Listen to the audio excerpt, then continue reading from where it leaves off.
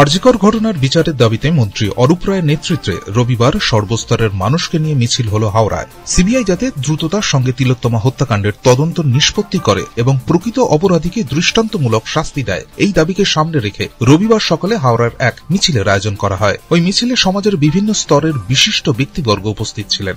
দালালপুকুর জানবাড়ির সামনে থেকে শুরু হয় হাওড়া ময়দান মেট্রো চ্যানেল পর্যন্ত যায় ওই মিছিল। মিছিলে খেলোয়াড়, চিকিৎসক, সমাজকর্মী, শিল্পী, সাহিত্যিক সহ বিভিন্ন স্তরের মানুষ অংশগ্রহণ করেন। মিছিলে পা মেলেন হাওড়ার সাংসদ প্রসূন বন্দ্যোপাধ্যায়, পুরসভার মুখ্য প্রশাসক ডাক্তার সুজয় চক্রবর্তীও। অরূপ রায় বলেন, এই বর্বরচিত নৃশংস ঘটনায় যারা দোষী তাদের গ্রেপ্তার করে দৃষ্টান্তমূলক শাস্তির দাবি জানানো হচ্ছে। যে অন্যায়, যে অবিচার আমাদের আরজি করে তিলোত্তমার উপর ঘটেছে, সেই অন্যায়ের, সেই বর্বরচিত, সেই পৈশাচিক অন্যায়ের বিরুদ্ধে ফাঁসির দাবিতে এবং সিবিআই যাতে অবিলম্বে বিচার, তাদের তদন্ত শেষ করে বিচারের জন্য দোষীদের গ্রেপ্তার করে তাদের আইনের হাতে তুলে দেয়, বিচার ব্যবস্থার জন্য তুলে দেয়, তার জন্য আমাদের দাবি।